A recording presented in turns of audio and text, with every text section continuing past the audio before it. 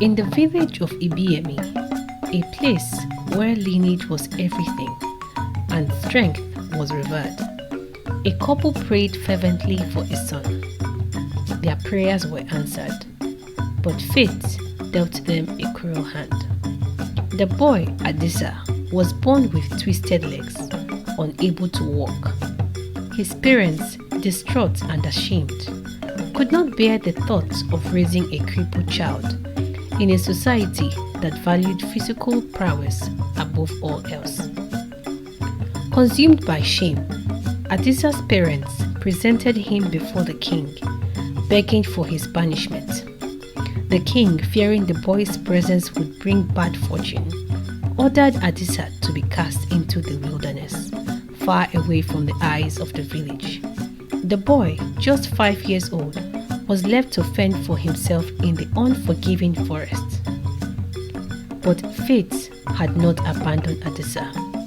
An old herbalist named Baba Salako, known to the villagers as a recluse and a healer of great wisdom, found the boy near death in the forest. Moved by pity and sensing something special in the child, Baba Salako took Adisa in and nursed him back to health.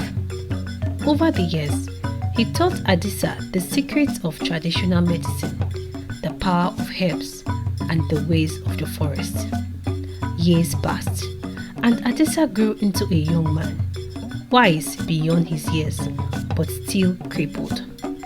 Meanwhile, in Ibiemi, a deadly outbreak struck the city. A mysterious illness spread like wildfire, claiming lives with every passing day. The king sent word to neighboring villages, seeking help from all the healers he could find, but none could cure the plague. Desperation gripped the village as the death toll rose. One fateful day, a traveler passed through Baba Salako's secluded home, bringing news of the plague ravaging Ibiemi. Adisa's heart ached for the people who had once rejected him, but he knew he could not turn his back on them. Despite Baba Salako's warnings about the dangers, Adisa was determined to help. With the knowledge and wisdom imparted by Baba Salako, Adisa embarked on the perilous journey back to the village that had cast him out. The path was treacherous, and Adisa, unable to walk, relied on a simple wooden cart pulled by an old donkey.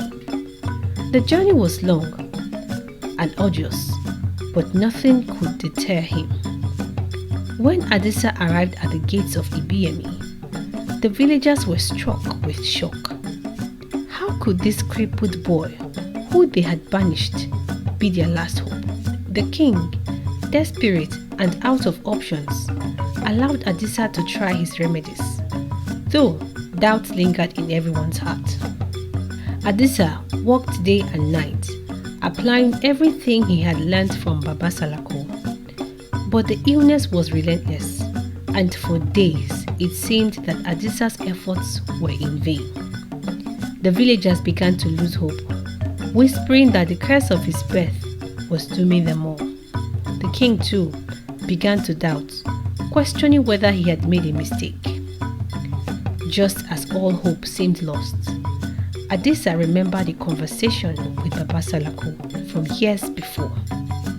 The old man had entrusted him with a special herb, one he had never used before, a rare and powerful plant with the ability to cure the most stubborn of ailments.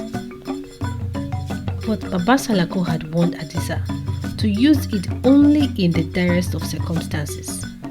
With no time to waste, Adisa prepared the special herb, mixing it into a potent elixir. The king himself was the first to drink, his life hanging by a thread. The village watched in breathless anticipation. Moments passed, and then the king opened his eyes, his strength returning before the astonished crowd.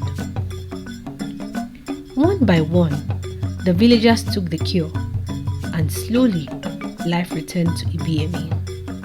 The outbreak was defeated, and the village was saved.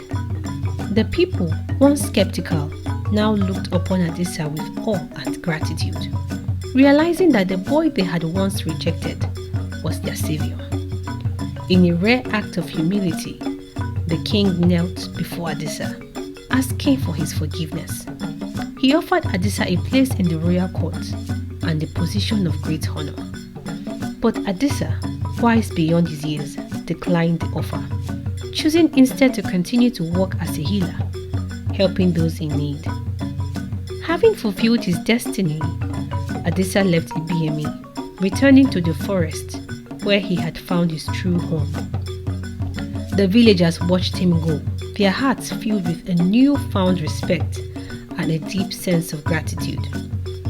Adisa's name would be remembered for generations, not as the crippled boy who was cast out, but as the healer who saved the kingdom. And so, the story of Adisa, the crippled healer, became legend in the village of Ibiemi. His tale was told to every child, a reminder that true strength lies not in the body, but in the heart, mind, and spirit. The legacy of Adisa served as a beacon of hope and a lesson to never judge others based on their outward appearances or physical abilities.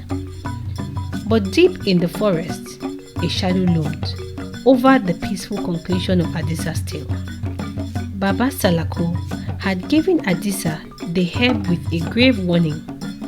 Its power came at a cost. The herb, though life-saving, had a hidden price that would one day need to be paid. As time passed, the villagers of Ibiemi began to notice strange occurrences, crop failures, unusual weather, and whispers of a curse returning to the land. The king, now burdened by the weight of his past decisions, feared that the village's salvation had come at too great a cost. Could it be that Adisa's cure had awakened something dark and ancient? The king knew that the answer lay with Adisa, but the healer had long since vanished into the forest. Desperate to save his people once again, the king gathered a group of brave villagers and set out into the forest to find Adisa.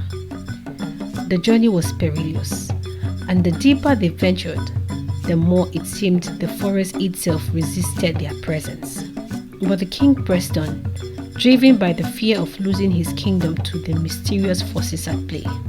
At last, they reached the heart of the forest, where they found Adisa standing before Baba Salako's hut. The healer, now old and wiser, held the same intricately carved box that Baba Salako had given him years ago. Adisa revealed the truth. The herb's power was tied to the balance of nature itself, and by saving the village, he had disrupted that balance. The land was now demanding retribution. Adisa explained that the only way to restore the balance was through a great sacrifice. He alone could perform the ritual that would appease the spirit of the land, but it would cost him his life. The king, stricken with guilt, begged Adisa to find another way, but the healer was resolute. He had been given a purpose, and now he would fulfill it. With a heavy heart, Adisa performed the ritual, and as the first light of dawn broke through the trees, his spirit was released. The forest fell silent, and the strange occurrences ceased.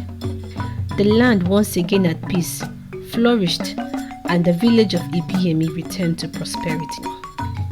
The king and the villagers honored Adisa's memory, knowing that his sacrifice had saved them all.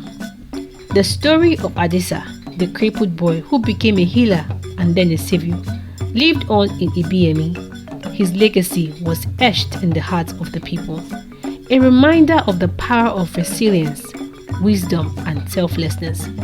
And so, as long as the village stood, the name of Adisa would be spoken with reverence, a hero who transcended his limitations to change the fate of an entire kingdom. And though his body may have left the world, the spirit of Adisa remained, a guardian of the forest, watching over the village he had once saved. His tale was not just a story of a crippled boy, it was a testament to the strength of the human spirit, capable of overcoming even the greatest of challenges.